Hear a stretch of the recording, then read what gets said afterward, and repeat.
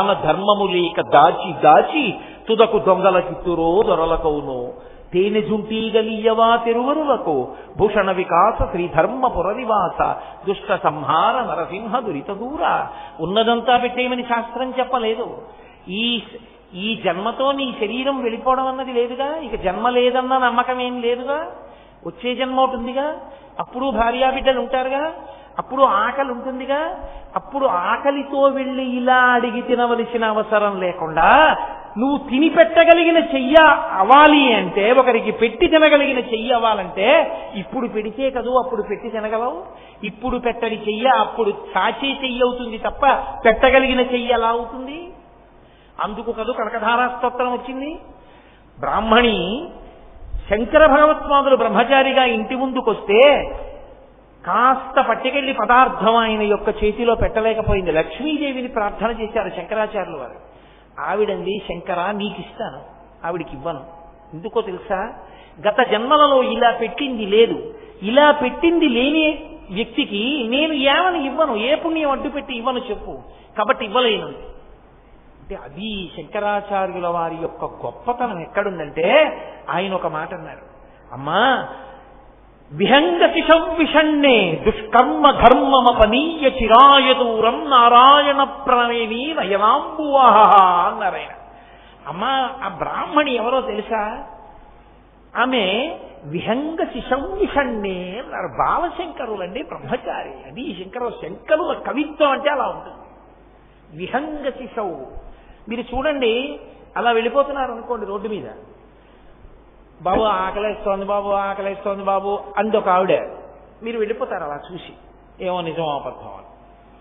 ఆవిడ బాబు ఆకలి బాబు ఆకలి అంటుంటే ఓ చిన్న పిల్ల, ఓ 4 ఏళ్ళో 3 ఏళ్ళో ఉన్న పిల్ల, అమ్మా ఆకలేసేస్తోందమ్మా, నిలబడలేకపోతున్నానమ్మా, ప్రేగులు మండిపోతున్నాయమ్మా, అమ్మా ఏమన్నా పెట్టమ్మా, ఆవిడ్ని ఇలా కొట్టేస్తోంది అనుకోండి, మీరు వెళ్ళిపోగలరా? మీరు వెళ్ళిపోలేరు. తల్లికి లేకపోతే ఆగగలరు, పిల్లకి తల్లిని పెట్టమని ఏడుస్తుంటే మీరు కదలలేరు. అందున అన్నిటికన్నా లోకంలో ఆకలి ఎక్కువ ఉండేది ఎవరికంటే పక్షులకి. శంకరాచార్యులు వారు అన్నారు, నేను పెడితే ఆవిడ ఆకలి తీరదమ్మా, నువ్వు నాకు ఇచ్చి నేను ఇస్తే. పక్షి పిల్ల లాంటిదమ్మా ఈ బ్రాహ్మణి, ఆకలితో ఉంది. ఒక మనుష్యుని యొక్క సంతానం ఒక చిన్నపిల్ల ఆకలితో ఉంటే వెళ్ళలేమే మనుష్యులం మేము. పక్షి పిల్ల ఆకలితో కొట్టుకుంటుంటే పాప ఏమీ పెట్టింది లేదు నేను ఇవ్వనంటావా? ఎలా అంటావమ్మా? ఒకవేళ నిజంగా ఆవిడ పెట్టింది లేదు, ఆవిడ చేసిన దుష్కర్మలన్నింటినీ కొట్టారమ్మా నీ అనుగ్రహంతో, నీ కంటి చూపుతో కొట్టేయి. పుణ్యం లేదంటానే నా చేతిలో ఎండు ఉసిరికేసింది, పుణ్యం చాలదా నువ్వు ఇవ్వాలనుకుంటే అన్నారు. అమ్మవారు పొంగిపోయి లక్ష్మీదేవి బంగారు ఉసిరికలు కురిపించేసి, ఇప్పటికీ ఆ పేద బ్రాహ్మణి కుటుంబంలో ఎక్కడ బంగారు ఉసిరికలు కురిశాయో, ఎక్కడ బంగారు ఉసిరికలు కురిసిన తరువాత వాళ్ళు పెద్ద ఐశ్వర్యవంతులయ్యారో, ఆ వంశం వాళ్ళు ఇప్పటికీ శంకరాచార్యుల వారు నిలబడి కనకధారా స్తోత్రం చేసిన ప్రదేశం ఇప్పటికీ ఉన్నాయి. వాళ్ళు జ్ఞాపకంగా కనకధార చేస్తే మాకు ఐశ్వర్యం వచ్చింది అని గుర్తు కోసమని వాళ్ళు ఇంటి ముందున్న పెద్ద గేటు మీద స్వర్ణతమనాయ్ అని బోర్డు పెట్టుకున్నారు. వెతుక్కుని వెతుక్కుని వెతుక్కుని నేను కేరళలో అగ్రహారానికి వెళ్ళాను. వెళ్ళి ఆ ఇల్లు చూసి ఆ ఇంటి ముందు నిలబడి ఎక్కడ కనకధార చేశారని చెప్పుకుంటామో అక్కడే నిలబడి కనకధార స్తోత్రం కూడా చేశాం. మా మోహన్ రావు గారు కూడా సభలోనే ఉన్నారు, ఆయన మేము అందరం కలిసే వెళ్ళాం. కాబట్టి ఏది నువ్వు ఇప్పుడు చేశావో అది నీకు ఉత్తర జన్మలలో రక్షిస్తుంది. ఇప్పుడు పెట్టనిది నీకు రేపు ఎక్కడి నుంచి మళ్ళీ పెట్టగలిగిన అధికారాన్ని ఇస్తుంది. కాబట్టి భర్త పెట్టాలన్నా తాను పెట్టాలన్నా భార్య వండితే కదూ. అన్ని దానముల కన్నా అన్నదానము మిన్న. ఆకలితో ఉన్నవాడికి పట్టెడన్నం పెట్టడం గొప్ప. ఎప్పుడు భార్య సహకరిస్తే కదూ, పట్టెడన్నం వండితే కదూ. నేను కొన్ని ఇళ్లలో చూస్తుంటాను, సున్నితపు త్రాసుతో కొలిచి వండుకుంటారు. ఒకవేళ రోజున పులుసు నచ్చి భర్త ఇంకొంచెం అన్నం అడిగితే ఉండదు. అదేంటి అన్నం లేదా అంటే, రోజు డబ్బా సరిపోతుంది కదూ అంతే వండానంటారు. ఇంత మిగిలితే ఏమైంది అన్నారు అనుకోండి, ఎందుకు వేస్ట్? అదేంటి నువ్వు ఎందుకున్నావు గృహస్థాశ్రమంలో? ఎవరూ లేకపోతే భూతబలి బయటపడాయి, పక్షులు తింటాయి, కాకులు తింటాయి, కుక్క తింటుంది, పంది తింటుంది. నువ్వు అలా గిన్నెలో ఉన్న కరిమెతుకు నీకు సరిపోవడానికి మాత్రమే వండుకు తినడం అలవాటైతే వచ్చే జన్మలో ఒక మెతుకు నీకు పెట్టడం ఎలా కుదురుతుంది? కనీసం అడుగునున్నది తీసి పెట్టడానికి కూడా మిగల్చకపోతే ఒక గుప్పెడు. కాబట్టి నేర్పారు మనకి శంకరాచార్యులు వారు, నేర్పింది మనకి అన్నపూర్ణ. అమ్మ అన్నం పెట్టేటప్పుడు అయోగ్యుడని పెట్టదు, అయోగ్యుడి కోసమే ఎదురు చూసి పెడుతుంది. అయ్యో వీడు దారి తప్పిపోయాడు, నాన్నగారితో కలిసి తినలేదని రాత్రి మెలకువగా ఉండి వాడిని కూర్చోబెట్టుకుని అన్నం పెట్టి ఏడుస్తుంది. ఒరే నాన్నగారు బాధపడుతున్నారు, ఏమిట్రా నీ కర్మ, ఈ చీకట్లో వచ్చి అన్నం తినడం, నాన్న ఇలా చేయకురా అని ఏడుస్తుంది తల్లి. అందుకే ఇప్పటికీ మీకు కేరళలో చెరుప్పన్నం అని ఒక క్షేత్రం, అక్కడ అన్నపూర్ణేశ్వరి అమ్మవారి యొక్క క్షేత్రం అది. ఆ క్షేత్రంలో ఏం చేస్తారంటే వచ్చిన వాళ్ళకి ఎవరికి అన్నం లేదనరు, అలా పెడతారు. అన్నం పెట్టేసి రాత్రి 10 అయిన తర్వాత ఒక బస్తాడు బియ్యం అన్నం వండుతారు, 100 కిలోల బియ్యాన్ని అన్నం వండుతారు. అన్నం వండి పొద్దున్న అందరికీ ఏం పెట్టారో అవన్నీ మళ్ళీ వండుతారు. వండి వేడిగా ఈ పదార్థాలు అన్నం పట్టుకెళ్ళి చీకట్లో గుడి వెనకాతల ఉన్న అరణ్యంలో పెట్టి వచ్చేస్తారు. కొన్ని అరిటాకులు, మంచినీళ్లు అన్నీ పెట్టి వచ్చేస్తారు. ఎందుకంటే అమ్మా వాడి కర్మ దారి తప్పిపోయాడు, దొంగగా ఉన్నాడు, 10 మందిలో వచ్చి అన్నం తింటే పట్టుకుంటారు. అందుకని వాడు ఎక్కడో చీకట్లో బతుకుతున్నాడు, కానీ వాడికి అన్నం కావాలిగా, అమ్మ పెట్టకుండా ఎలా ఉంటుంది? అది అన్నపూర్ణమ్మ దేవాలయం అయినప్పుడు అందుకని అడవిలో పెట్టి వదిలేస్తారు, దొంగలు వచ్చి తినెడతారు అన్నం. అన్నపూర్ణమ్మ ప్రసాదానికి దొంగని కూడా దూరం చేయదు. అది విచిత్రం, అది ఆ అమ్మ వైభవం. కాబట్టి ఆవిడ భర్తకి పెడితే అలా పెడుతుంది, అతిథులకు పెడితే అలా పెడుతుంది, బిడ్డలకు పెడితే అలా పెడుతుంది. అందుకే అసలు ఇల్లు అన్న మాట ఎప్పుడంటే ఇల్లాలుంటే, ఇల్లాలు లేని ఇల్లే కాదు, అదో సత్రం, అదో గది, అదో మఠం అంతే. అందుకే శాస్త్రం అంది, నీ మొహం నువ్వుంటే ఇల్లు అవ్వలేదు, ఆవిడుంటేనే నీకు ఇల్లు అయిందని. గృహిణి గృహముచ్యతే. గృహిణి ఇల్లాలు ఎక్కడుందో దాన్నే ఇల్లని పిలుస్తారు. ఆవిడ తిరుగుతుంటే ఆవిడ పట్టాల చప్పుడు వినపడి, ఆవిడ గాజుల చప్పుడు వినపడింది, అది ఐశ్వర్యం, అది ఇల్లు. తప్ప నీకు ఎన్నైనా ఉండొచ్చు, నువ్వు వెళ్ళేటప్పటికి ఆవిడొక్కత్తి లేకపోతే, ఆవిడొక్కత్తి కానీ వెళ్ళిపోతే అంటే నా ఉద్దేశం శరీరం వదిలిపెట్టేసినట్టయితే పురుషుడికి సంబంధించినంత వరకు అది ఇల్లు కాదు, అది గృహము కాదు. ఎప్పుడు గృహము అంటే గృహిణి ఉన్నంతసేపే. అందుకే అసలు పరమేశ్వరుడు ఆ స్త్రీ హృదయంలో ప్రవేశపెట్టినటువంటి ప్రేమ అటువంటిది. అది అందుకే ఎంత గొప్పగా గౌరవించిందో తెలుసా అండి స్త్రీని శాస్త్రం. పురుషుడు ప్రణిపాతం చెయ్యాలి, నేల మీద పడి నమస్కారం చేయాలి, సాష్టాంగం చెయ్యాలి. అసలు ఆడదాన్ని సాష్టాంగం చెయ్యవద్దని చెప్పారు. నువ్వు చెయ్యడానికి వీల్లేదు, చెయ్యొద్దు. అది పరమేశ్వరుడే కానీ గురువే కానీ స్త్రీ సాష్టాంగం చేయడానికి వీల్లేదు. ఎందుచేత అంటే ఏ శరీరావయవములోంచి ఈ లోకమంతా సృష్టింపబడి బయటికి వస్తోందో, బయటికి వచ్చిన బిడ్డలు ఏ స్థనముల నుండి ఆహారమును స్వీకరిస్తున్నారో ఆ 2 అగౌరవింపబడి భూమిని తాకవలసిన అవసరం లేదు. అవి లేని నాడు సృష్టి లేదు. అందుకని మీరు సాష్టాంగం చెయ్యక్కర్లా, మోకాళ్ల మీద మోచేతుల మీద నమస్కరిస్తే సాష్టాంగమే అని స్త్రీని గౌరవించింది శాస్త్రం. అంత వైభవోపేతమైనటువంటి సనాతన ధర్మము, అంత మర్యాద చూపించింది స్త్రీమూర్తి ఎందు. కాబట్టి సరే అలా చెప్తూ వెడితే ఏమవుతుంది? జనత్వనత్కంకణలు పురాయై, ఆ తల్లి యొక్క చేతులు చేతికి పెట్టుకున్న కంకణముల యొక్క చప్పుళ్ళు వినపడుతున్నాయి.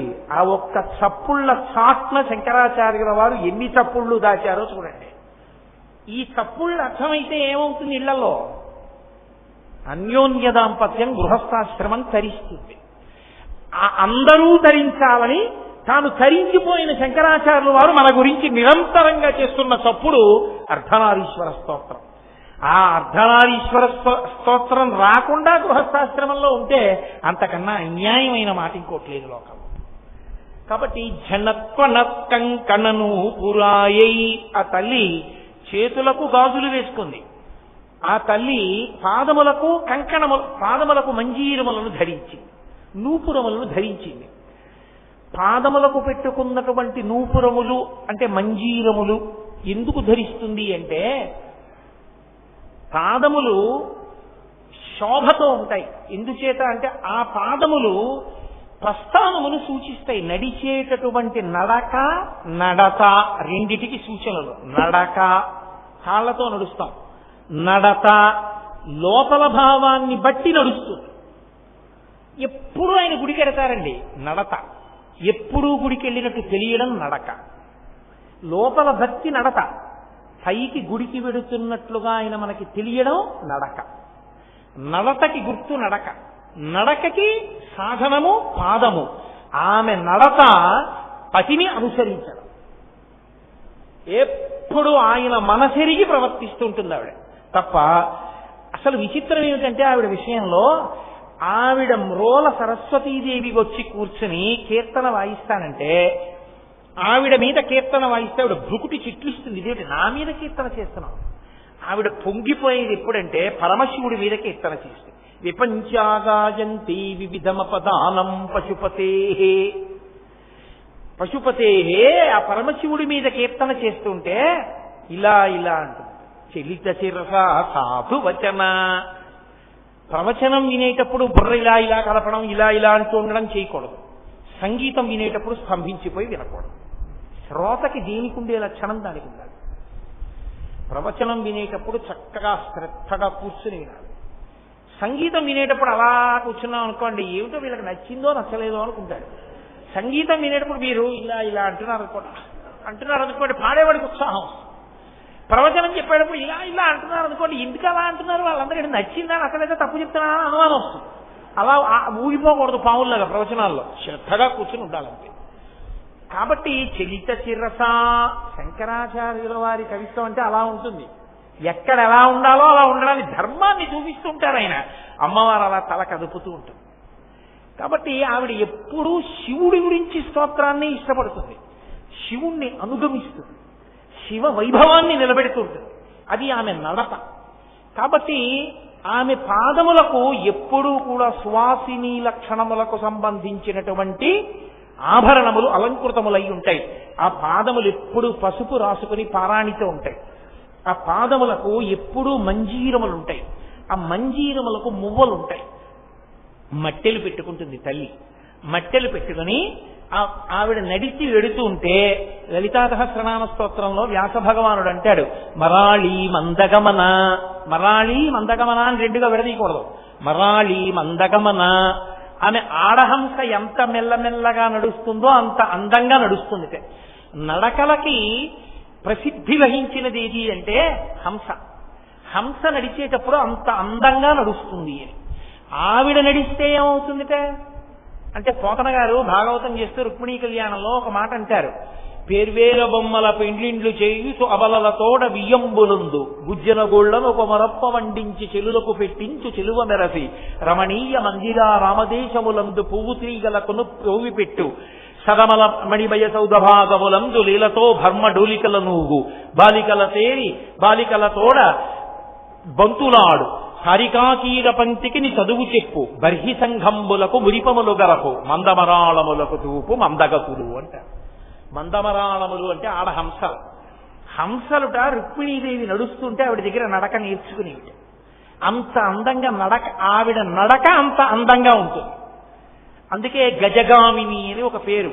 ఏనుగు నడుస్తున్నప్పుడు ఉండే అందం మీరు ఎప్పుడైనా పరిశీలించి చూశారో లేదో. అసలు ఏనుగు ఒక 6 నెలలు మాట్లాడచ్చు, అంత గొప్పది ఏనుగు. ఆ ఏనుగు నడక ఎంత అందంగా ఉంటుందంటే, ఉత్తమ జాతి స్త్రీ నడకని పోల్చాలి అంటే ఏనుగు నడకతోనే పోలుస్తారు. గజగామిని అంటారు, ఏనుగు నడిచినట్టు నడిచింది అంటారు. అంత అందమైన నడక ఏనుగుది. మీకు హంస నడక చూడటం కుదరదు. హంస అలా దొరికే పక్షేం కాదు. మీకు నిజానికి నడక అందం చూడాలి అంటే మీరు చూడగలిగినది ఏనుగు ఒక్కటి. ఏనుగు నడుస్తున్నప్పుడు చూడాలి ఆ అందం. అంత గొప్పగా నడుస్తున్నంత చాలా గొప్పగా ఉంటుంది. నడకలో అందం ఏనుగుది, నడకలో టీవీ ఆబోతుది. వృషభము ఆబోతు అందులో ప్రత్యేకించి నడిచిందా?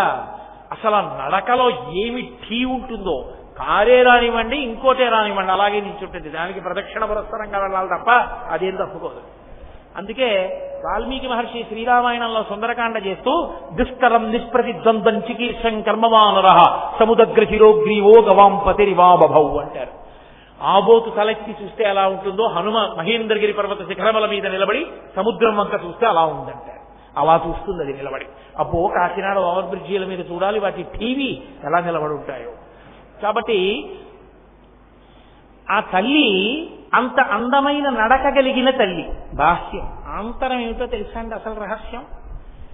పరమయోగులైనటువంటి వారు అమ్మవారిని ఉపాసన చేస్తూ ధ్యానంలో ఉన్నప్పుడు వాళ్ళకి అందెల చప్పుడు వినపడుతుంది.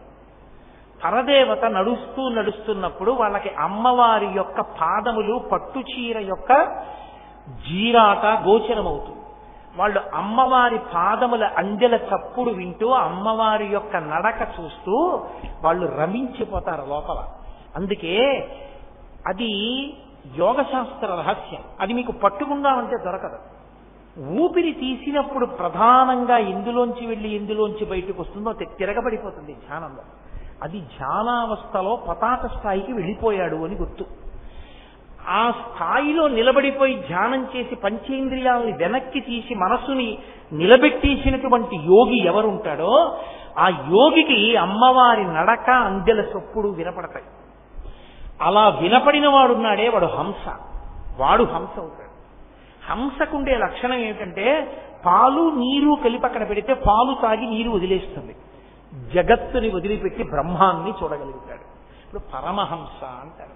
అందుకే పరమహంస పరివ్రాజకాచార్య అంటుంటారు.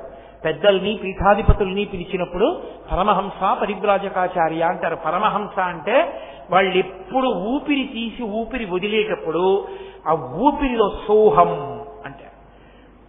అందులో అమ్మవారి యొక్క పాదములకి పెట్టబడినటువంటి మంజీరముల ధనులు వాళ్ళకి వినపడుతుంటాయి. అలా వినబడగలిగినట్టుగా ఆ ఊపిరి తీసి ఊపిరి విదిలి పెట్టగలిగిన ధ్యానావస్థకి వెళ్ళిపోయిన యోగులు మహానుభావులు. వాళ్ళు అనుభవిస్తారని. పరమాచార్య స్వామి మహానుభావులు నడిచిన దైవం ఆయన, అపర శివావతారం. వారు కూర్చుని ఎదురుగుండా వాళ్ళు మాట్లాడుతున్నప్పుడు వింటూ చెవిలా అంటూ ఉండేవారు. చెవిలా అంటూ ఎదురు వాళ్ళ మాటలు వింటున్నట్టే ఉంటూ అర్ధనిమీలిత నేత్రాలతో ఉండి యోగావస్థలోకి వెళ్ళిపోయి అమ్మవారి పాద మంజీరముల శబ్దం వినేవారు. ఆయన ఏదైనా చెప్తూ చెప్తూ ధ్యానంలోకి జారిపోయేవారు.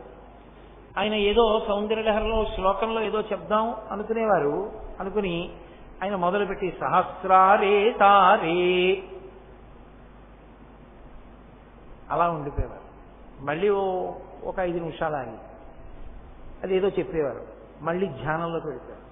ఒక్కొక్కసారి ఆయన ధ్యానావస్థలోకి వెళ్ళిపోతే ఆయన వీపుని చెదపురుగులన్నీ కొరికేసి ఆయన ధ్యానంలోంచి బహిర్ముఖులై వీపుని ఏవో కొరుకుతున్నాయి చూడు అన్నారు శిష్యుణ్ణి. అయ్యయ్యయ్యో చెదపురుగులు కొరికేస్తున్నాయండి, రక్తం కారిపోతోందని అతను గబగబా బట్ట పట్టుకొచ్చాడు. ఆయన అన్నారు, వద్దు వద్దు వద్దు వద్దు వద్దు, నేను పరివ్రాజకాశ్రమంలో ఉన్న సన్యాసిని, నా వలన ఏ భూతమునకు అపకారం కలగకూడదు, నా శరీరం దెబ్బతిన్నా పర్వాలేదు. ఏం చేస్తావంటే శ్రావణం ఉంటుందే, బంగారపు పిసర్లు పైకెత్తుతారు, అది పట్టుకొచ్చి బట్ట మెత్తడికి పట్టుకొచ్చి ఒక్కొక్కదాన్ని చచ్చిపోకుండా మెత్తగా పట్టుకుని తీసేసి మెత్తటి బట్టలో పట్టుకెళ్ళి మళ్ళీ అవి బతకడానికి వీలుగా ఎక్కడైనా కాస్త ఎండిపోయినటువంటి కొయ్య ఉన్న చోట వాటిని జాగ్రత్తగా దులిపి వచ్చేసేయని వీపు వంచుకుని కూర్చున్నారు. కూర్చుంటే శ్రావణంతో తీసేశారు ఆ చెదపురుగుల్ని. అతి మహానుభావుడి సన్యాసాశ్రమం అంటే. అందుకే ఈ శతాబ్దపు నిజమైన సన్యాసి అన్న బిరుదు ఇవ్వబడిన ఏకైక వ్యక్తి పరమాచార్య ఒక్కరే. ఆ స్థాయిని చేరుకున్నారు మహానుభావుడు. నడిచే దేవుడని పేర్గాంచారు. అటువంటి చంద్రశేఖరేంద్ర సరస్వతి మహాస్వామి మీకు ఎవరైనా పరిచయం ఉన్నారో లేదో, కాకినాడలో పరమాచార్య స్వామి వారి యొక్క వైభవాన్ని అనుభవించినటువంటి వారు, బాగా దగ్గరగా పరిశీలించినటువంటి ఒక వ్యక్తి నాకు బాగా పరిచితులు. వారు నాతో చెప్తూ ఉంటారు అప్పుడప్పుడు. పల్లకీలోకి వెళ్ళి కూర్చుని ధ్యానంలోకి వెళ్ళిపోయంతే అమ్మవారి పద నూపురముల యొక్క శబ్దాన్ని వింటూ ఆ యోగ స్థితిలో అలా నిలబడిపోయి ఉండిపోయారు. అది ఆ స్థితిని పొందుతారు. అది వాళ్ళని అమ్మవారు హంసలకి నడక నేర్పగలిగిన నడక అన్న మాటకు అర్థం. అది మన పాదములు ఏం చేస్తాయంటే నడవడానికి పనికొస్తాయి. అమ్మవారి పాదములు కేవలం నడవడానికి పనికొస్తాయని మీరు అనుకోకూడదు. శంకరుల ఉద్దేశ్యం ఏమిటో తెలుసా? ఆవిడ కంకణమును చూడండి అన్నప్పుడు ఆవిడ మంజీరమును చూడండి అన్నప్పుడు ఆయన ఉద్దేశ్యం ఏమిటో తెలుసా? మంజీరము మీరు చూడాలి అంటే మంజీరము గురించి వినేటప్పుడు మీకు ఏది కనపడుతుంది? ఆవిడ పాదం కనపడుతుంది. ఆవిడ పాదం కనబడినప్పుడు ఏం కనపడుతుంది? ఆవిడ పాదం చక్కగా పసుపు రాసి పారాణి పెట్టి ఉంటుంది. నఖధీవితి సంచన్నన మజ్జనతమో గుణ. ఆవిడ వేలికున్న గోటి కాంతులను దర్శనం చేస్తే చాలు కొన్ని కోట్ల జన్మల అజ్ఞానం విరిగిపోతుంది. ఆవిడ పాద మంజీరముల శబ్దం మీకెప్పుడు వినపడుతుంది? ఆవిడ కదిలితే వినపడుతుంది. తాడేపల్లి రాఘవనారాయణ శాస్త్రి గారని ప్రాతస్మరణీయులు, మహాపురుషులు. వారు ఒకనకొకప్పుడు పరమదరిద్రాన్ని అనుభవించారు. ఆయన ఏమీ లేదు ఇంట్లో తినడానికి, లలితా సహస్రం చేస్తూ కూర్చుండిపోయి మహానుభావుడు ఒక స్థితిలో స్పృహ తప్పి పడిపోయారు. స్పృహ తప్పి పడిపోతే అమ్మవారి పాద మంజీరముల ధ్వని వినపడుతుండగా వచ్చి లేపి కూర్చోబెట్టుకుని పాయసం పెట్టింది. ఆయన ఆ తర్వాత వెనక్కి తిరిగి చూడాల. వారింట బాలాస్వరూపం తిరుగుతూ ఉండగా బాల మంజీర ధ్వనులు విన్న వాళ్ళు ఎందరో ఉన్నారు. ఇప్పటికీ ఆ ఇంటికి వెళ్లి ఒక రోజంతా ఉన్నటువంటి కొంతమంది వ్యక్తులు నా దగ్గరికి వస్తుంటారు. మొన్ననే వచ్చారు కూడా ఒక ఆయన. పేర్లు చెప్పడం బాగుండదు సభాముఖంగా, నేను చెప్పట్లేదు. అలా అనుభవించారు మహానుభావులు, పరదేవతానుగ్రహాన్ని పొందారు. అమ్మవారి పాద మంజీరముల ధ్వని వినబడింది అంటే అంతటి మహాయోగి అని గుర్తు. ఊపిరిలో వింటారు వాళ్ళు. ఆ ఊపిరి తీసి విడిచిపెట్టడంలో అంత మెల్లనితనాన్ని పొందేసి అమ్మవారి మంజీర ధ్వనులు వినపడతాయి. ఆ పాదము కాని కనపడిందా, మంజీర ధ్వని వినబడిందా, వాడికి రక్షణ. నఖైర్నాక స్త్రీణాం కరకమల సంకోచతిభి తరుణాం దివ్యానాం హసతి యువతే చెండి చరణౌ ఫలాని స్వస్యేభ్య కిసలయ కరగ్రేణ దతా దరిద్రేభ్యో భద్రాం శ్రియమనిశమాస్నాయ దతౌ అంటారు శంకరులు సౌందర్యలహరిలో. ఎంత దరిద్రుడైనా ఎక్కడైనా అమ్మా అని పిలిస్తే చాలు ఆవిడ రక్షణ పొందుతాడు. స్వర్గలోకంలో ఉన్న దేవతలకు ఉండదు ఆ రక్షణ. అమ్మవారి పాదములను నమ్ముకున్న వాడికి ఆ రక్షణ ఉంటుంది. అటువంటి పాదములు, అటువంటి మంజీరములు. మూకశంకరులు అమ్మవారి పాదములను స్తోత్రం చేస్తూ ఒక అద్భుతమైన మాట అన్నారు. నేను ఇప్పుడో చదివినవి మూక పంచశతి అవి అసలు ఈ మధ్య నేను చూడనే కుదరట్టలేదు. జటాలా మంజీర స్ఫుట రుచి అంటారు. అందులో అమ్మవారి యొక్క పాదములకు జటలొచ్చినట్టుగా ఉంటాయిట. అంటే అమ్మవారికి జట ఉంటుంది, అది కాదుట. అమ్మవారి పాదములు ఒక్కటే ఒక మనిషి కింద చిత్రీకరించారు ఆయన. అవిట ఎలా ఉంటాయంటేట జటాలా మంజీర స్ఫుటదరుణ నికటైహి.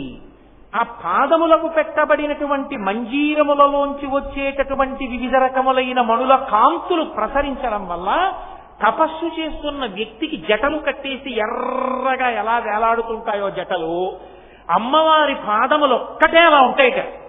మీరు మరోలా అనుకోకండి, మీకు బాగా అర్థం అవడానికి నేను చూపిస్తున్నాను. అందులో ఆయన అంటారు, అమ్మా నువ్వు నీ పాదములు ఎలా కూర్చుంటాయంటేట తపస్సులో కూర్చున్నట్టుగా అవి ఆమె యొక్క గోళ్లల్లోంచి నఖ రుచి జరి గంగపయస అంటారు. తపస్సు చేసే వ్యక్తి గంగానది ఒడ్డున కూర్చుని తపస్సు చేస్తుంటే కింద నుంచి గంగ నీళ్లు వచ్చేసాయి అనుకోండి, ప్రవాహం వచ్చి బహిర్ముఖుడు అవడం. అలాగే గంగ నీళ్లలోనే అలాగే కూర్చుని తపస్సు చేసేస్తూ ఉంటాడు. ఎందుకంటే మనసు పైకి వెళ్ళదుగా, లోపల రమిస్తున్నాడు. గంగాజలాలు తగులుతూ వెళ్ళిపోతున్నాయి. కొద్దిగా ప్రవాహం పైకి వచ్చింది, ఆయనకి తెలియదు. అలాగే గంగాజలాలలో కూర్చుని తపస్సు చేస్తున్నట్లుగా నీ పాదములు కూడా తపస్సు చేస్తున్నాయమ్మా అన్నారు. ఆ తపస్సు చేసే వ్యక్తికి పైన జటలు కట్టి వేలాడతాయి. అలా నీ పాదములు కూడా గంగలో ఉన్నాయి. ఎలా ఉన్నాయో తెలుసా అన్నారు. మీకు అర్థం అవడానికే చూపిస్తున్నాను తప్ప నా ఉద్దేశ్యం ఇంకొకటి కాదు. అమ్మవారి పాదములుట ఇలా పెడితే ఆవిడ పాదములు ఎలా ఉంటాయంటేట ఇలా పెట్టినప్పుడు ఆవిడ ఆ గోళ్ల యొక్క కాంతులు గంగపయస, ఆ గోళ్ల కాంతులు తెల్లగా ఉంటాయి. గంగానదీ జలాలు తెల్లగా ఉంటాయి.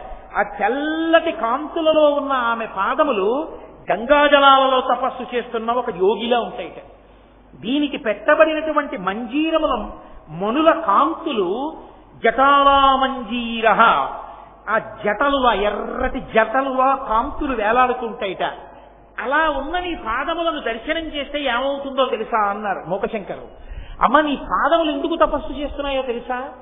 లోకంలో మనుషులు తపస్సు చేస్తారు, నీ పాదములు ఎందుకు తపస్సు చేయడం? అంటే పాదములు ఎందుకు తపస్సు చేస్తున్నాయంటేట, ఎక్కడైనా ఎవరైనా నా భక్తులు అమ్మా అని పిలుస్తారేమో రక్షించాలని తపస్సులో పరమేశ్వరుణ్ణి చూసినట్టుగా అవి తపస్సమాధిలో ఉండి భక్తుల్ని చూస్తున్నాయిట. నీ పాదములంత శక్తివంతములమ్మా అన్నారు ముఖశంకరులు పాదాల మీద శతకం చేస్తూ. అమ్మ పాదములు, అమ్మ మంజీరములంటే అంత శక్తివంతములు. కాబట్టి నేను ఎంతని మీతో మనవి చేయగలను. అలా మనవి చేస్తూ వెడితే 7 రోజులు ఒక లెక్క, అది సరిపోతుందా? అసలు అమ్మవారి యొక్క జనత్వనత్కంకణను పురాయై పదాబ్జరాజత్ఫణిరాజితాయ. శంకర భగవత్పాదులు అంటారు, ఇప్పటిదాకా అమ్మవారి చేతులకు అమ్మవారి పాదములకు పెట్టబడినటువంటి ఆభరణముల గురించి మాట్లాడారు. ఇప్పుడు దేని గురించి మాట్లాడుతున్నారంటే పరమశివుని యొక్క ఆభరణములు మాట్లాడుతున్నారు. పరమశివుని యొక్క పాదములకు పెట్టబడిన ఆభరణములు ఏమున్నాయిట ఆయన పాదములకు?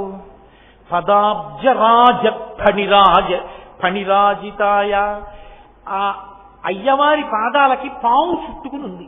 అది కూడా పాములు కాదు, పదాబ్జరాజత్ఫణిభూషితాయ. ఫణిరాజు అంటే పాములలో రాజు ఎవరుంటారో అటువంటి రాజు, ఆ పాముల రాజు చుట్టుకునున్నాడు. ఇందుకలా పాములు చుట్టుకోవడం ఏంటి? ఆవిడ చక్కగా మంజీరములు పెట్టుకుంది, చక్కగా చేతులకి కంకణములు వేసుకుంది.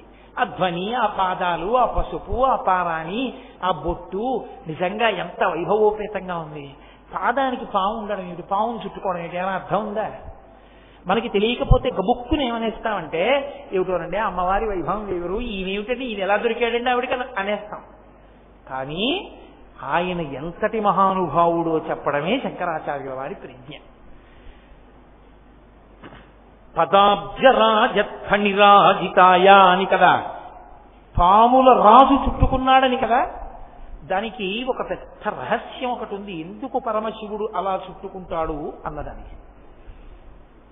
ఒకానొకప్పుడు పరమశివుడు తాండవం చేశాడు. ఆ తాండవాన్ని మహాప్రళయమునందు చేసేటటువంటి తాండవం అంటారు, అది మహాతాండవము. ఆ తాండవం చేసినప్పుడు ఇంకా లోకాలేమి ఉండవు, అన్నిటినీ తనలోకి తీసేసుకుంటాడు. అప్పుడు ఎవరు ఉండరు, ఇంకా మహాప్రళయ సాక్షిణి అమ్మవారు ఒక్కరే చూస్తే దాన్ని ప్రళయ తాండవము అంటారు. అలాగే ఇంకొక తాండవం ఉంటుంది, దాన్ని ఆనంద తాండవము అంటారు. పరమ సంతోషంతో ఈ లోకాలన్నిటినీ కూడా నడిపిస్తూ ఉంటాడు. ఆ నడిపించే స్వరూపంలో ఆనంద తాండవం చేస్తాడు. ఆనంద తాండవం చేసే సభకే నటరాజ సభ అని పేరు. చిదంబరంలో ఉంటుంది. అది చిదంబరంలో వెడితే చూడవలసింది ఏది అంటే ఆకాశలింగం నటరాజు. నటరాజుగా అక్కడ ఉంటాడు, చిత్ సభ అంటారు. ఆ సభలో నటరాజస్వామిగా నిలబడి ఉంటాడు ఆయన. ఆ నటరాజస్వామిగా నిలబడి చేసేటటువంటి తాండవాన్ని ఆనంద తాండవము అంటారు. అలాగే ఊర్ధ్వ తాండవము అని ఒకటి ఉంటుంది, మీరు ఎప్పుడైనా చూశారో లేదో. ఆయన కాలు ఇలా పైకెత్తేసి ఈ పైన ఉన్నటువంటి ఆ పై కప్పు ఏది ఉందో దాన్ని పాదంతో తాకుతాడు. అప్పుడు ఎలా ఉంటాడంటే ఇలా 2 కాళ్ళు ఉండవు, ఒక కాలు ఇలా ఉంటుంది, ఒక కాలు ఇలా ఉంటుంది, అలా ఉంటాడు. అలా ఉన్న ఊర్ధ్వ తాండవమూర్తి అంటారు దాన్ని. అలా కాలు పైకెత్తినటువంటి తాండవమూర్తి. ఇంకొక తాండవం ఉంటుంది, 7 రకాల తాండవాలు ఉంటాయి. ఇప్పుడు ఆ తాండవాలన్నీ చెప్పి వాటి అర్థాలు చెప్పడం కష్టం కాబట్టి నేను అసలు విషయాన్ని చెప్పే ప్రయత్నం చేస్తాను మీతో. అజప తాండవము అంటారు. అజప తాండవము లేదా అజప నటనము అని పిలుస్తారు దాన్ని. అజప నటనము అని ఎందుకు పిలుస్తారంటే, జపం చేసేటప్పుడు కదలికలు ఉంటాయి లోపల. ఎందుకుంటాయంటే, జపం చేసేటప్పుడు ఊపిరి పీల్చి ఊపిరి విడిచిపెడుతూ బీజాక్షరాల్ని పలుకుతూ ఉంటాడు. ఆ బీజాక్షరాల్ని పలుకుతూ ఉన్న కారణం చేత శరీరంలో ఉండేటటువంటి నాడులన్నీ ఆ శక్తిని పొందుతాయి.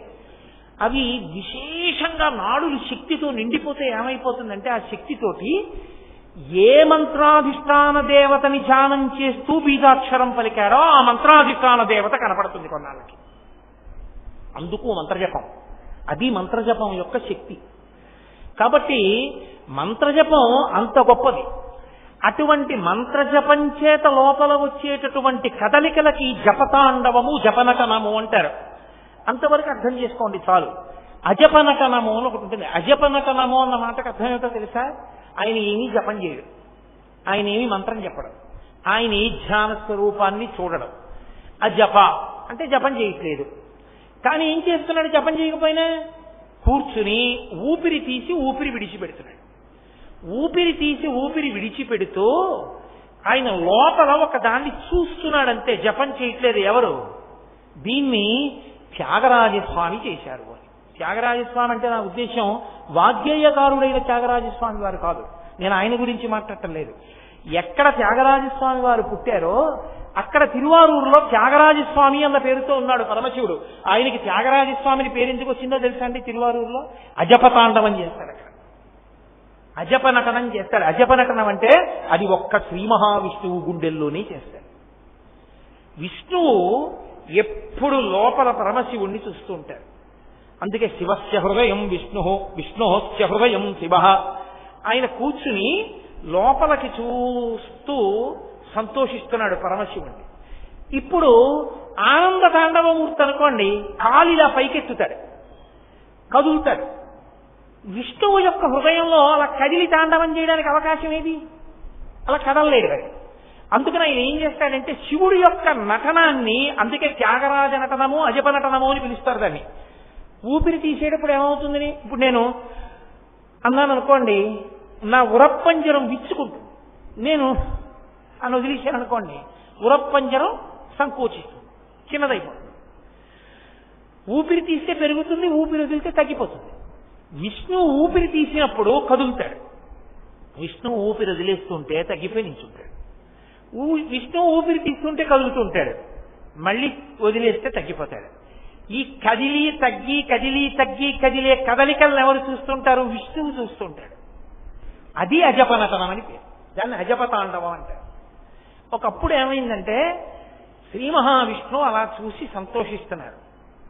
ఆయనకు ఒక విషయం గోచరించింది, లోకానికి ఒక పెద్ద ప్రయోజనం కలగవలసిన సమయం ఆసన్నమైంది అని ఆయన అదే పనిగా శివుడి వంక చూస్తూ ఆనందపడిపోతున్నారు. అన్నప్పుడు కదిలిన శివుడు, అన్నప్పుడు కదలికల్ని దింపేస్తున్న శివుణ్ణి చూస్తూ మురిసిపోతున్నారు.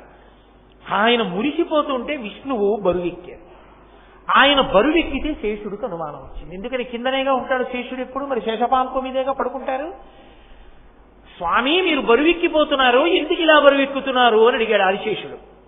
ఆయన అన్నారు, నేను లోపల అజపతాండవం చూస్తున్నాను, శివుణ్ణి చూస్తున్నాను అన్నారు. అంత బాగుంటుందా శివనృత్యం అన్నారు. చూస్తే నీకు తెలుస్తుంది అన్నారు. ఎక్కడ చూడమంటారు అని అడిగారు. చిదంబరం వెళ్ళు, చిదంబరంలో చిత్సభలో నటరాజస్వామిగా ఆనంద తాండవం చేస్తాడు, వెళ్ళి చూడమంటారు. చిదంబరం వచ్చాడు ఆదిశేషుడు. ఏ రూపంలో వచ్చాడో తెలుసా అండి? ఆదిశేషుడుగా రాలేదు, పతంజలి అన్న పేరుతో వచ్చాడు. అందుకే పతంజలి యోగశాస్త్రం ఇచ్చారు, పతంజలి వైద్యశాస్త్రం ఇచ్చారు, పతంజలి మహాభాష్యం ఇచ్చారు, వ్యాకరణం. మనుష్యులకి కావలసిన రోగాలు పోవడానికి ఔషధి, యోగము, వాక్కుకి కావలసిన వ్యాకరణము, మూడు ఇచ్చారు పతంజలి. అందుకే మహాభాష్య వ్యాఖ్య అంటారు ఎవరు? మూకశంకరులు మూక పంచశతిలో. అటువంటి పతంజలి, ఆదిశేషుడు పతంజలిగా వచ్చే ముందు ఒక తల్లి, నాకు ఎల్లైనా లోకమునందు అపారమైన ఖ్యాతి గణించవలసినటువంటి కొడుకు కలగాలి అని ఆవిడ పేరు కొనిక. కొనిక అన్న తల్లి సూర్యనారాయణమూర్తిని ఉపాసన చేస్తూ 2 చేతులు చాపి అంజలి ఘటించి నిలబడింది, సూర్యుడి వంక చూస్తూ మీ అనుగ్రహంతో నాకు కలగాలని. ఇక్కడ నుంచి శేషుడు కదిలిపోయాడు అనుకోకూడదు, శేషుడు అక్కడ ఉంటాడు. శేషాంశ కదిలింది, కదిలి భూమండలం మీదకి వస్తోంది, చిదంబరంలో చూద్దామని. ఆయన వస్తుంటే సూర్యుడు చూశాడు. చూసి కొనిక లోకమునందు అపారమైనటువంటి కీర్తి గణించవలసిన కొడుకు కావాలని అడిగింది. కాబట్టి వెళ్ళి నువ్వు ఆవిడకి కొడుకుగా పుట్టు అన్నాడు. అనేటప్పటికీ ఆదిశేషుడు చిన్న పాము పిల్లై అంజలి ఘటిస్తున్నటువంటి కొనిక చేతి మీదకొచ్చి పడ్డాడు. ఆవిడంది, సూర్యనారాయణమూర్తికి అంజలి ఘటిస్తుండగా నాకు బిడ్డడిగా చేతి మీద పడ్డావు కాబట్టి పత్తంటే పడ్డావు, అంజలి ఘటిస్తుండగా అంజలి మీద పడ్డావు కాబట్టి నీకు పతంజలి అని పేరుంచారండి. అందుకొచ్చింది పతంజలి అన్న పేరు. ఆ పతంజలి చిదంబరం వెళ్ళాడు. చిదంబరం వెళ్ళి నటరాజస్వామి వారి యొక్క ఆనంద తాండవాన్ని చూశాడు. అందుకే మీరు ఎప్పుడైనా నటరాజస్వామి వారి యొక్క మూర్తిని చూడడం కాదు, విగ్రహం చూడడం కాదు, నటరాజస్వామి వారి యొక్క చిత్తరువుని చూడాలి. అది కూడా తెలియని వాళ్ళు గీసింది కాదు. మీరు కంచి ఏకాంబరేశ్వరుడి దేవాలయానికి వెడితే, మొన్ననే నేను ఏకాంబరేశ్వరుడి దేవాలయానికి వెళ్ళినప్పుడు నాతో ఉన్నారు ఎవరు, అది చూపి మోహన్ రావు గారే ఉన్నారు నాతో, ఆయనకి చూపించాను కూడా చూడండి అని. నటరాజస్వామి వారి యొక్క మూర్తి వెనక గోడ మీద గీసి ఉంటుంది. మళ్ళీ అలా ఉన్నది ఎక్కడో తెలుసా అండి, కాశీపట్టణంలో కంచికామకోటి వారి సత్రం ఎదురుగుండా చంద్రశేఖరేంద్ర సరస్వతి మహాస్వామి వారు శివ పంచాయతన దేవాలయం నిర్మాణం చేశారు.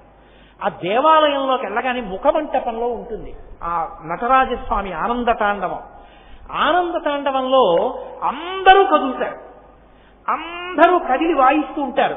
విష్ణువు మధ్యలో వాయిస్తూ ఉంటారు, అందరూ తలకోవాద్యం వాయిస్తూ ఉంటారు, పరమశివుడు నర్తన చేస్తూ ఉంటారు. కదలకుండా ఉండేవాళ్ళు ఎవరో తెలుసా, ఇద్దరి, ఒకరు వ్యాఘ్రపాదుడు, ఒకరు పతంజలి. అందుకే ఆనంద తాండవం చూడ్డానికి వచ్చిన పతంజలి ఏం చేశాడంటే, కిందంతా పాము శరీరం, ముఖం ఒక్కటి మనిషి ముఖం, కిందంతా పులి శరీరం, ముఖం ఒక్కటి మనిషి ముఖం వ్యాఘ్రపాదుడి. ఇప్పుడు మళ్ళీ నేను వ్యాఘ్రపాదుడి చరిత్ర అంతా ఎక్కడ చెప్పను, అందుకని వ్యాఘ్రపాదుడు అంతే అలా అనుకోండి. పతంజలి చెప్తున్నాను వినండి అంతే, అక్కడ అవసరం కాబట్టి. ఇప్పుడు పాము శరీరం, ముఖం మనిషిది. పతంజలి అలా చూస్తూ ఉంటాడు నమస్కారం చేస్తూ, తప్ప ఆయనేం వాయించడు. చూసి మురిసిపోతుండేవాళ్ళు వాళ్ళిద్దరే, మిగిలిన వాళ్ళందరూ వాద్యాలు మోగిస్తారు. అట్నుంచి వ్యాఘ్రపాదుడు చూస్తుంటాడు. ఆదిశేషుడు కడు పతంజలిగా వచ్చి ఆనంద తాండవాన్ని చూస్తున్నాడు. చూశాడు, పొంగిపోయి వీళ్ళందరి వంక చూశాడు. అందరూ ఏదో ఒకటి వాయిస్తున్నారు, తనేం వాయిస్తాడు, బాధేసి, అరేరే నేను ఏదో ఒకటి చెయ్యాలి, ఆనంద తాండవం ఇంత గొప్పగా ఉంది పరమేశ్వరుడిది, అందుకు కదూ శ్రీ మహావిష్ణువు పొంగిపోయారు, నేను ఏదో చెయ్యాలి, ఏం చెయ్యాలని చూశాడు. చూసి ఏం చెయ్యాలో అర్థం కాక, చెయ్యడానికి నేను పావుని కాబట్టి రెండే చేయగలను. మీరందరూ చూస్తే వినలేరు, వింటే చూడలేరు. ఎందుకంటే రెండూ కలిపి ఒక ఇంద్రియంతో మనం చెయ్యం. వినాలంటే చెవులు ఉండాలి, చూడాలంటే కళ్ళు ఉండాలి. తప్ప ఒకే ఇంద్రియంతో చూస్తూ వినడం మనకు కుదరదు. చెవులు మూసేసి కళ్ళతో చూస్తూ వినమంటే కుదరదు, కళ్ళు మూసేసి చెవులతో చూస్తూ వినమంటే చెవులు చెయ్యవు. పావుకి చెవులు చూస్తాయి, వింటాయి. అందుకని నేను చూస్తూ ఇవన్నీ వింటూ మురిసిపోతానని నమస్కారం చేస్తూ ఉండిపోయాడు. అది మీరు కాశీపట్టణంలో చూడాలి. మళ్లీ కావాలి అనుకుంటే కంచి ఏకాంబరేశ్వర దేవాలయం నటరాజస్వామి వెనక గోడ మీద చూడాలి. అటువంటి స్వరూపంతో ఉన్న పతంజలి చూస్తున్నాడు. చూస్తుంటే నంది భృంగి వాళ్ళు నవ్వారు. ఎందుకు నవ్వారని అడిగారు. మేమందరం చక్కగా ఏదో ఒకటి వాయిస్తున్నాం, కాళ్ళ చేతులా నీకేమున్నాయో వాయించడానికి పాపం అన్నారు వాళ్ళు. వెంటనే ఆయన బాధపడ్డాడు. ఇన్నాళ్ళు ఆదిశేషుణ్ణి అనుకున్నాను, నిజమే కాళ్ళు చేతులు లేనివాడిని నేనేం చెయ్యను పరమేశ్వర తాండవానికని. కాళ్ళు చేతులు అంటే ఏమిటి, కాళ్ళు బాగా సాగదీసి నడుస్తాం, చేతులుంటే పైకెత్తుతాం, ఏదో చేస్తాం. నందికి కొమ్ములు ఉన్నాయి, ఇంకోళ్ళకి కాళ్ళు ఉన్నాయి, ఇంకోళ్ళకి చేతులు ఉన్నాయి. కొమ్ములు కాళ్ళు చేతులు లేని కవిత్వం చెప్తాను, అద్భుతమైన కవిత్వం. శివతాండవం మీద 8 శ్లోకాలు చెప్పాడు. అందుకే ఆ 8 శ్లోకాలకి ఎక్కడా దీర్ఘాక్షరం ఉండదు, ఒక్క దీర్ఘాక్షరం కూడా ఉండదు, అన్ని హ్రస్వాక్షరాలే. అంటే కాళ్ళు చేతులు కొమ్ములు లేని కవిత్వం చెప్పానన్నాడు.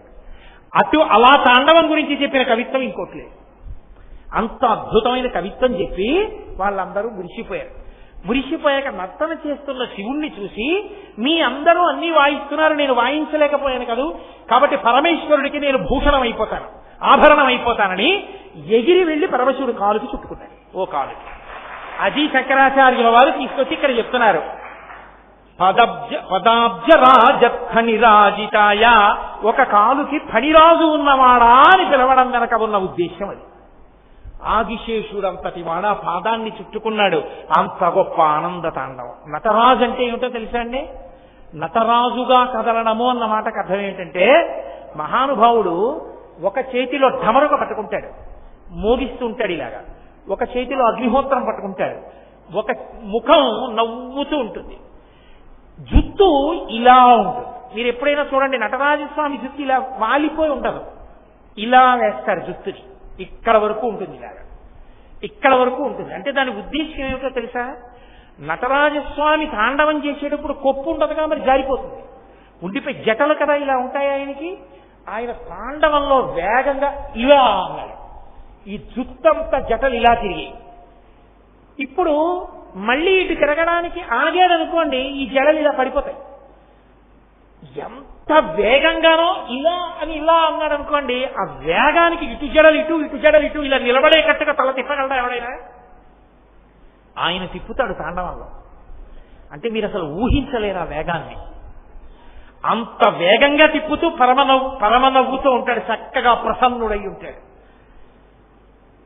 చంద్రశేఖరేంద్ర సరస్వతి మహాస్వామి వారి యొక్క స్మృతి చిహ్నంగా ఆయన దాదాపు 100 సంవత్సరములు జీవించారు కాబట్టి 100 అడుగుల ఎత్తున గోపురాన్ని నిర్మాణం చేసి సిమెంటుని ఇనుము వాడకుండా కేవలం పురుష జాతి శిలలు, అంటే ఒకే జాతి శిలలు ఏరి తెచ్చి 18 సంవత్సరములు రాత్రింపగళ్లు చెక్కి పద్మశ్రీ అవార్డు గ్రహీత కారణజన్ముడని పరమాచార్య చేత ప్రస్తుతింపబడిన మహానుభావుడు గణపతి స్థపతి ఆధ్వర్యంలో అసలు అపురూప శిల్పం, తంజావూరులో ఉన్న శిల్పాన్ని అనుకరిస్తూ 1000 సంవత్సరాల తర్వాత వచ్చింది మళ్ళీ అటువంటి ఆలయం.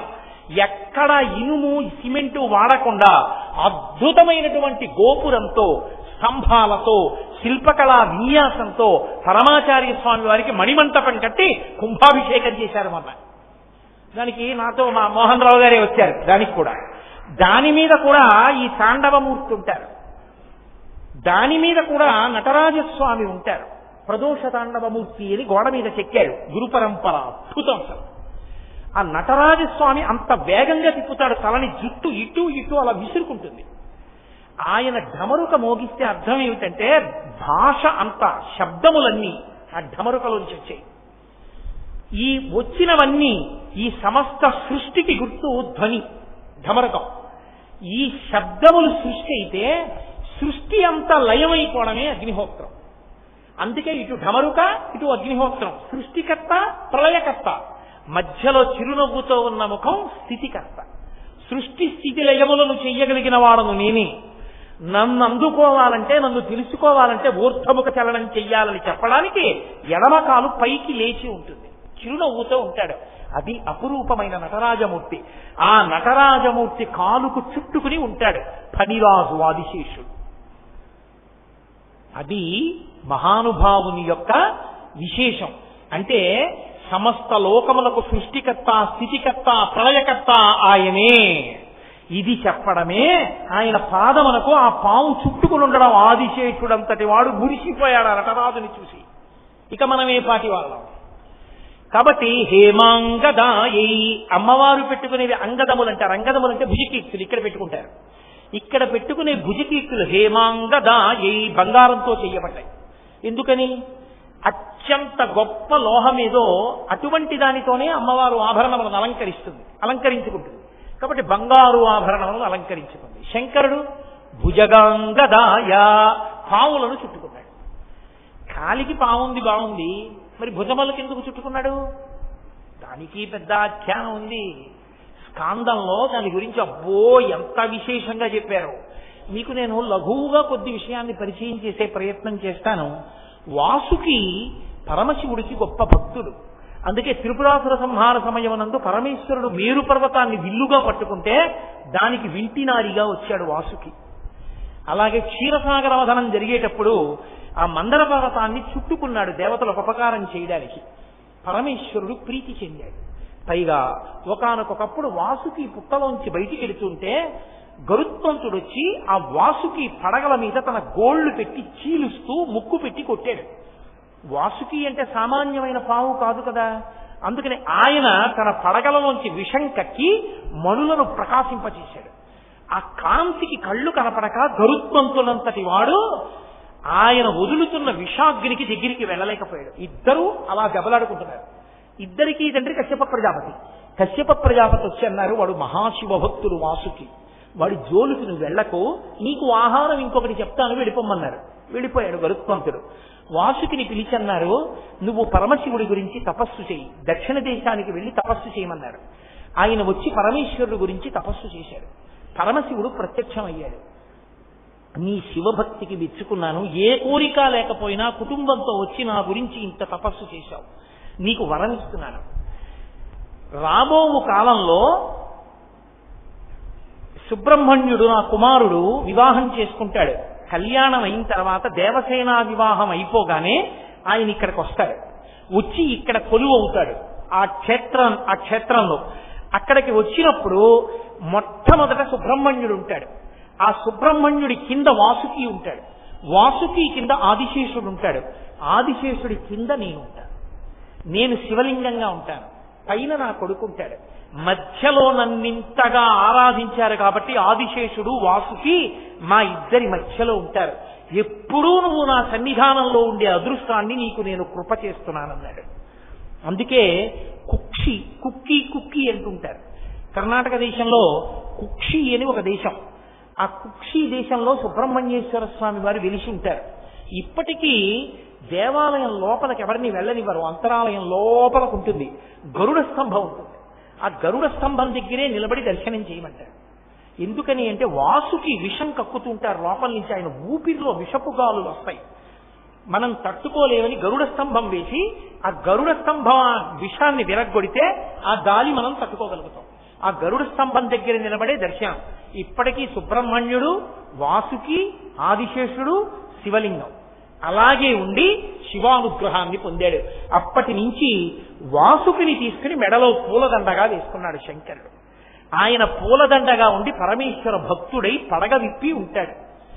అలాగే ఆ వాసుకి సంతతిలో వచ్చినటువంటి సర్పాల్ని తీసుకుని తనకి ఆభరణములుగా ఆ అంగదముల కింద భుజకీర్తులుగా పాదములకు వాటికి చుట్టుకున్నాడు మహానుభావుడు. ఇంకొక అర్థం పాములనే చుట్టుకున్నాడంటే ఆయన మృత్యుంజయుడు అని ఇంకొక అర్థం. కాబట్టి పాములను ఆభరణములుగా చుట్టుకోవడం వెనక అంతటి దయామయుడై సర్పజాతిని అనుగ్రహించాడు పరమేశ్వరుడు. వాళ్ళందరూ శివభక్తులు. వాళ్ళ గురించి విన్నా, ఒక్కసారి చదివినా, అలా ధ్యానం చేసినా, దాని గురించి తెలుసుకున్న వెంటనే పార్వతీ పరమేశ్వరుల యొక్క సుబ్రహ్మణ్యుని యొక్క అనుగ్రహం కలుగుతుంది. కలిగితే ఇల్లు చల్లగా ఉంటుంది చక్కగా పిల్లపాపలతో. అందుకే ఇల్లు చల్లగా ఉండాలనే శంకరాచార్యుల వారు ఈ 2 పాదాలని తీసుకొచ్చారు. పదాబ్జరాజత్థనిరాజితాయ హేమాంగదాయై భుజగంగదాయ నమః శివాయై చ నమః శివాయ. ఆయనంతటి మహానుభావుడు, ఆవిడంత గొప్ప తల్లి. వారిద్దరికీ మేము నమస్కరించుతున్నాము.